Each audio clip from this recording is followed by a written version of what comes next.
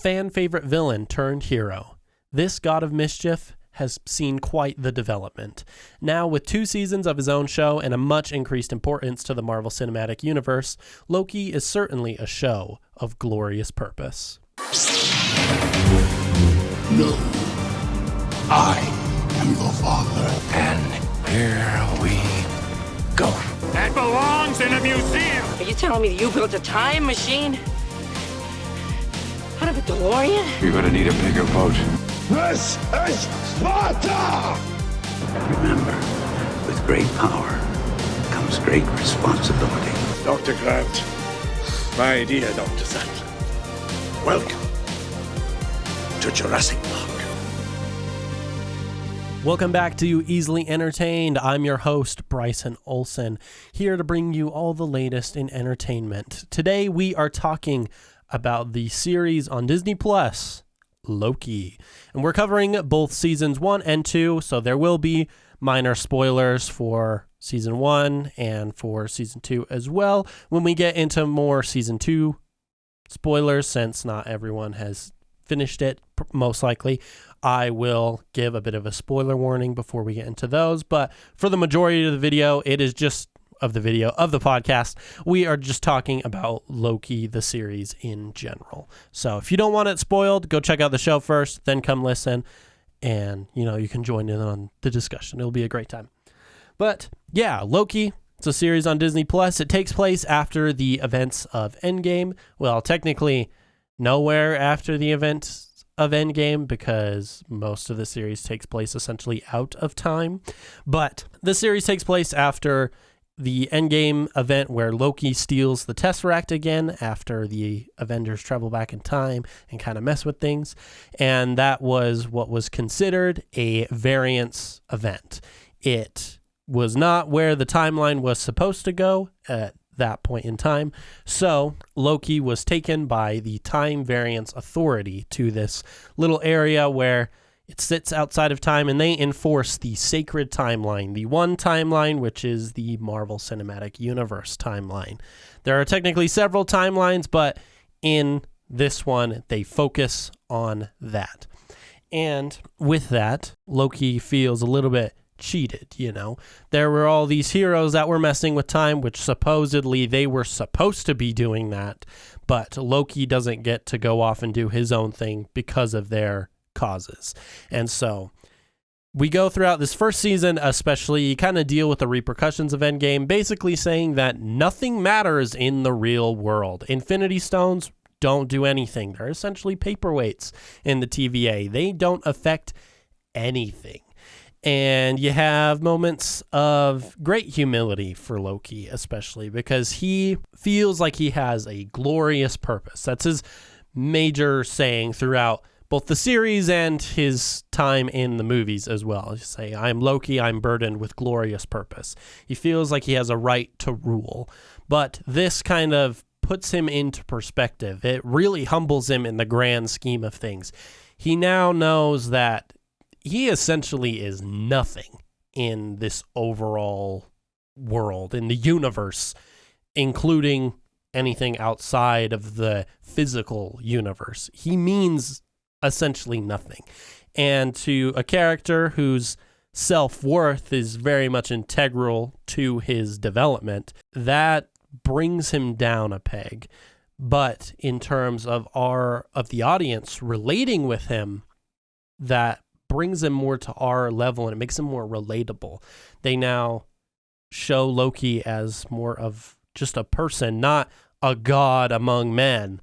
He's a person with his own feelings, with his own goals and emotions and ambitions. And so Loki kind of has to come to terms with those kind of things, just like we have to do that as people. And that makes Loki an even more likable character. He was already a fan favorite for a long time, pretty much since his introduction. And it's possibly due just because he's played by Tom Hiddleston, who is an awesome man. And so, how could you not like him?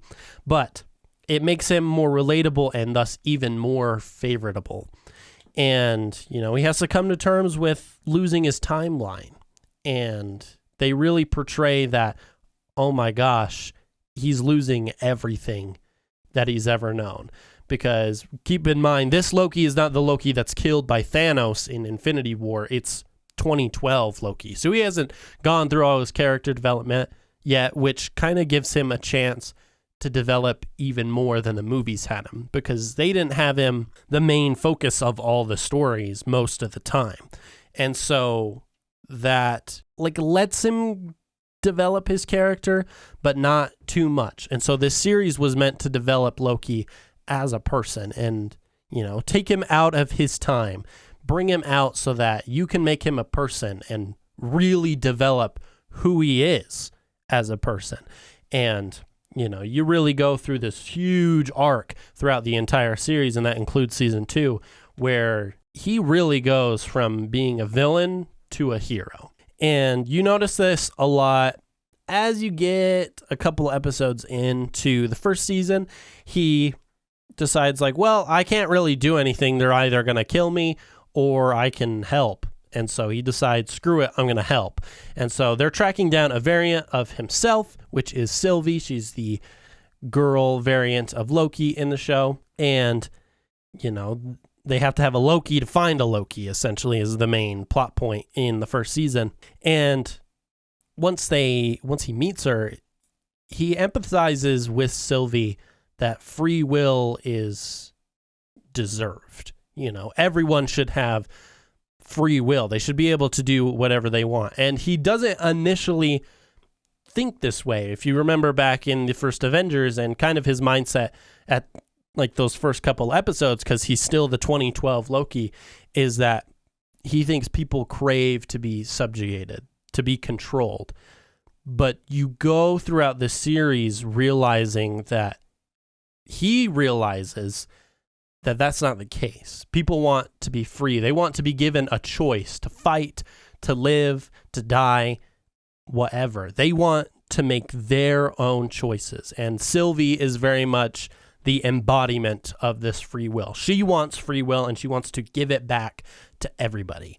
And so kind of when he empathizes with her, he starts to go along with her and leaves the TVA. He leaves Mobius because he feels that Sylvie's path may be the better option. And, he becomes friends with Mobius throughout the series. And, that kind of hurts him. He doesn't want to be the bad guy, but he empathizes with a cause. At least, of course, this is how I'm seeing it. If you don't think this is how the show actually goes, that's your own problem. This is how I see it from a storytelling perspective, is that he empathizes with free will. He wants the choice as well. He wants to be able to decide who he is and what he can be. And, typically when you're seeing Loki, it's a lot of can be violence or wanting to conquer, but he changes his mind when he meets Sylvie. He realizes that now his own choices as well as the choices of others are now really important. So throughout that first season, they go basically to the end of time was the Citadel, which sits also outside of time, much like the TVA. And you see the sacred timeline, and there is he who remains. He's the one who decided the sacred timeline would be a thing, and it would be one timeline itself. And, Loki and Sylvie kind of go to him with the intent of freeing the timelines. And Loki, once again, reverts back for a second. He realizes that there was a multiversal war because of all these branching timelines, because there were a lot of different variants of He Who Remains, which is Kang the Conqueror, or Victor Timely, I believe is essentially the original variant. But because of that, he now sides with He Who Remains, thinking, we need to have one single timeline, and that will keep everything from blowing up, essentially. And Sylvie kind of feels betrayed by this naturally, and so she kicks him out of the Citadel and sends him back to the TVA, and she kills He Who Remains, and that causes all these branches to go off because the TVA is now being shut down, essentially. And so there is now season 2 where they all emphasize the free will thing, because it is now understood that everyone who works at the TVA is a variant from an alternate timeline.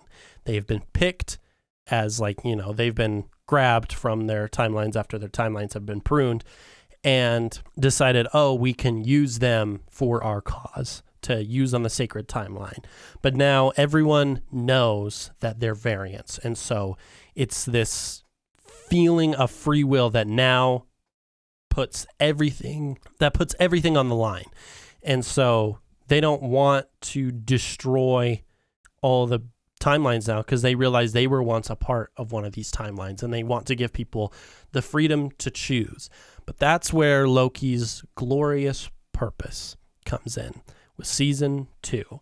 The timelines are getting out of control. They're going a little bit nuts because there's so many, and essentially in the show there's what's called a temporal loom. It's bringing all the branches down into essentially the sacred timeline.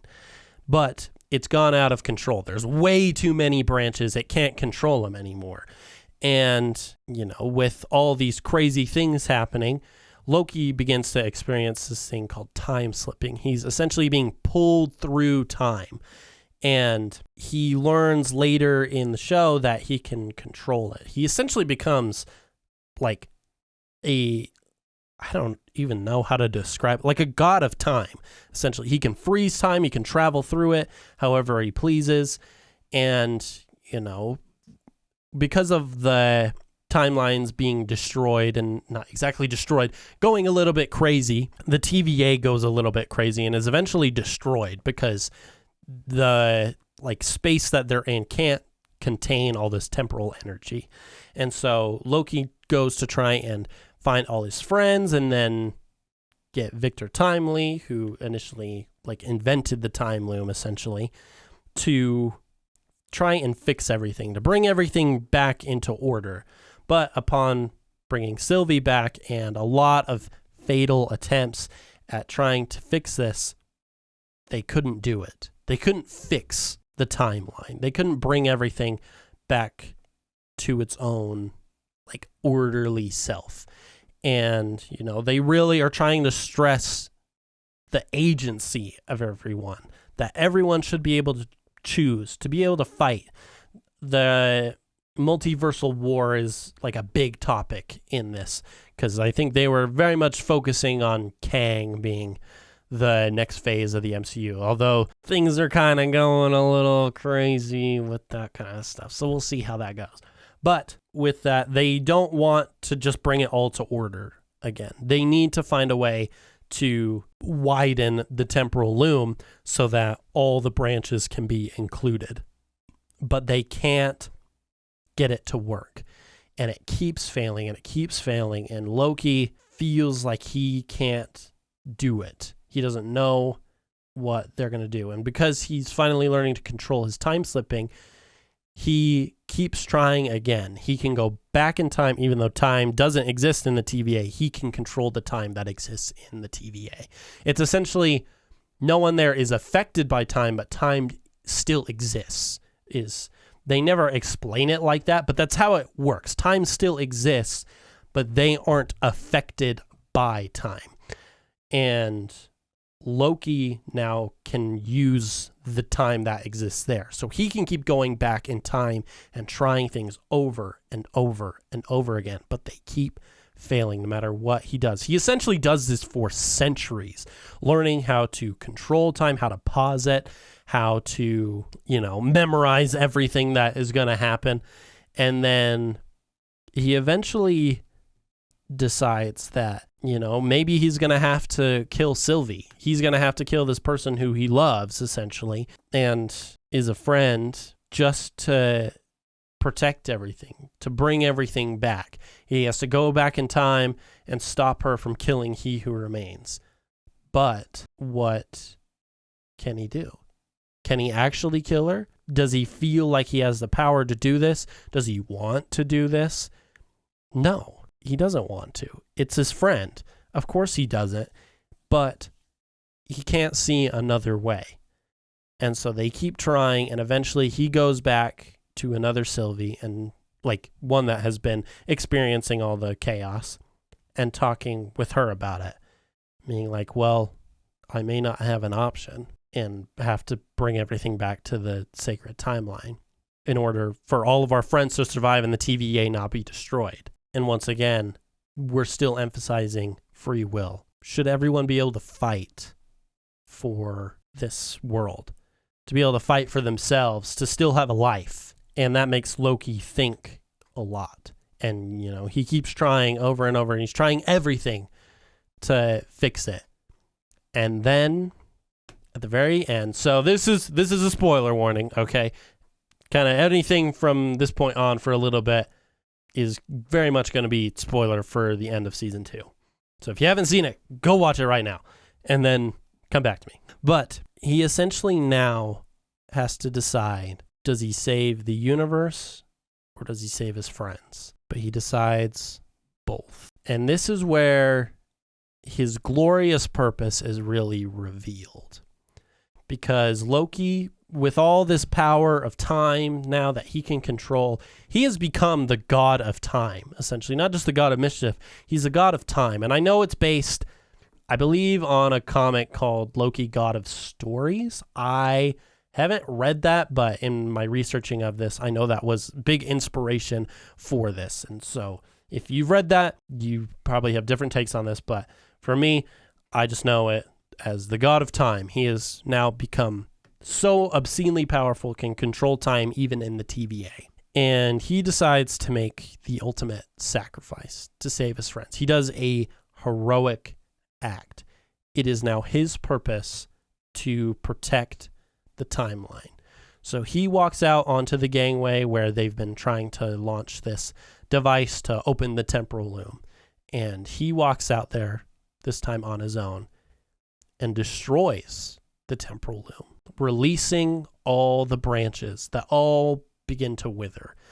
It all seems like they're dying and, you know, they won't get to have their own lives. And it feels like he's taking away their free will for a moment. But he then starts to grab them and he starts walking with them, and a portal opens to the Citadel at the end of time. And he's taking all these branches with him. And upon that, he goes in, bringing all these branches with him, putting them all together in a giant tree. If you know anything about, you know, Norse mythology or Norse gods in the Marvel pantheon, there's Yggdrasil, the tree of life, I think that's what it's called. Let me double check.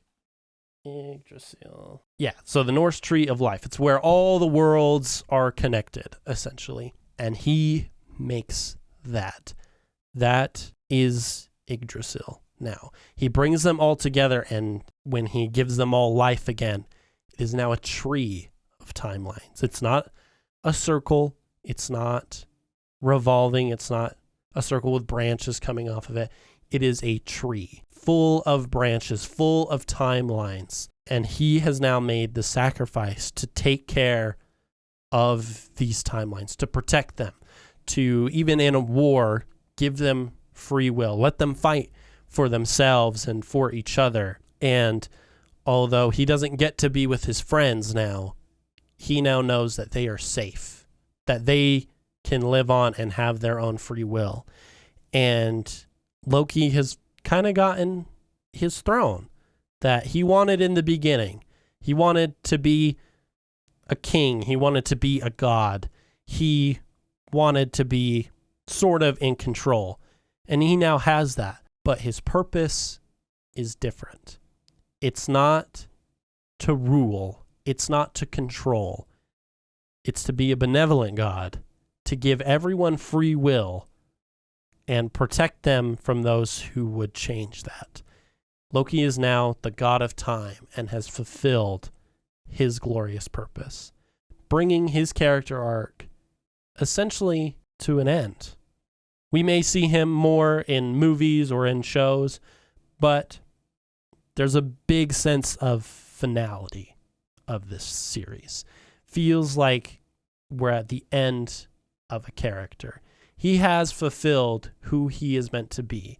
He's fulfilled his destiny, and he now sits at his throne in the center of the tree of everything, of time, of the worlds, all contained in these timelines. And I think that's a great way to fulfill a character, because especially with one with so much depth, he started off against the world, against his brother, against himself, essentially. But he's come to terms with who he is and who he was meant to be. And you feel as an audience, although he's now like super powerful, you can connect with him. You understand that Loki is a person, and he's doing all of this because of his love for his friends and for the worlds. And I think that's wonderful. So that was talking about Loki. I thought it was a great series. I think it's by far probably the best thing the MCU has done. I'm going to be completely honest. I really like the Loki series. I really like Infinity War. That's probably my favorite movie of the franchise. But this, I think, might be the best of the MCU. And that's just me, you know. I just really like it. I didn't always care much about Loki, to be honest. He was not my favorite. I liked him, but I was like, nah, he's all right. And then the show came out, sold me completely. I now love Loki as a character. He's probably one of my favorites. Like top three or top five, I would say so. So hopefully you also really like the show. If you haven't seen it, I don't know how you made it to the end of this episode, so you're crazy. But before we go, remember, we got the question of the week. And this question of the week, of course, is related around Loki. So it is, what is your favorite moment of Loki? And this can be from the MCU, it can be from the comics, it can be really anywhere you have seen anything Loki related. I'm curious, what is your favorite moment of Loki? And mine personally, I really like his moments in the MCU quite a bit. I kind of like the like sort of snarky, but still like kind of trying to do the right thing a lot of the time, especially in the later movies, a bit more anti-hero-y kind of thing. I really like the clip of "Your savior is here." That I really like. I really like that moment just because he's kind of taken on a greater role to care more for people other than himself, which kind of like probably led into more of the fan favoritism, and then probably led to this show being a thing because people were like, oh, Loki as not just a villain may be better. We may like that. And so I kind of like that moment. And it kind of seems like a starting point for something greater. And I really like those kind of moments. So our question of the week, what is your favorite moment of Loki? Let us know down in the comments if you're on YouTube, Instagram, Spotify, whatever you want. Just let us know what your favorite moment of Loki is. And with that, I'm glad you could join us for Loki. It was a great time. If you want more entertainment things like entertainment news or our Music Monday segments on the radio, be sure to check out our Instagram where you can get notified on all that stuff. It's always a great time. And with that, I will see you in the next episode. Can't wait to see ya. Bye. You have been entertained.